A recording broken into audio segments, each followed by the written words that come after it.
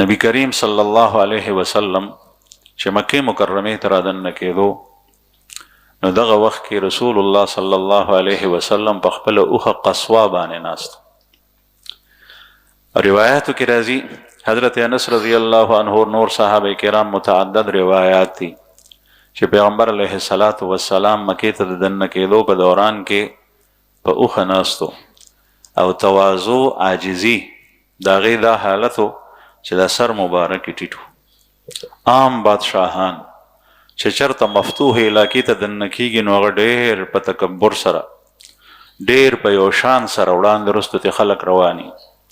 او ډېر په غرور سره هغه علاقې ته ننوځي فاتحانه چې داخلي. انسان فطرت داسې دی،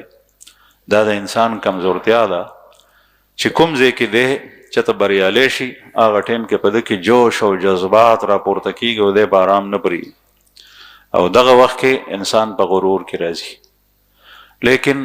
رسول الله صلی الله علیه وسلم اخلاق چې څنګه الله جل شانه مکارم او اخلاق سره پیغمبر علیه الصلاۃ والسلام پیدا کړو داسې بل څوک نه. په دې وخت کې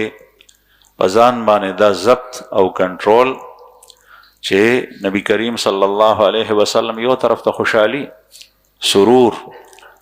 او خوشحالي په دې وجه دا هغه علاقه وه چې سید الرسول خاتم النبیین محمد رسول الله صلی الله علیه وسلم د دې خپل علاقې د بېوسۍ او د بېکسۍ په حالت کې دي مشرکینو ایستی وو. بېوسۍ قوت نو بېکسۍ افراد وسره او چې هجرت یې کور نو ابوبکر صدیق رضی الله عنه او د ابوبکر کور ته هم یوازې تللی دی او بیا په داسې وخت کې د مکې نه وتي دي چې د چا را باندې نظر پرونیسي او بیا دومره فاتحانه انداز سره مکې ته داخلېدل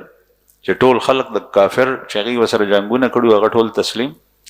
دا ډېره لویه خوشحالي وه ځکه قرآن کریم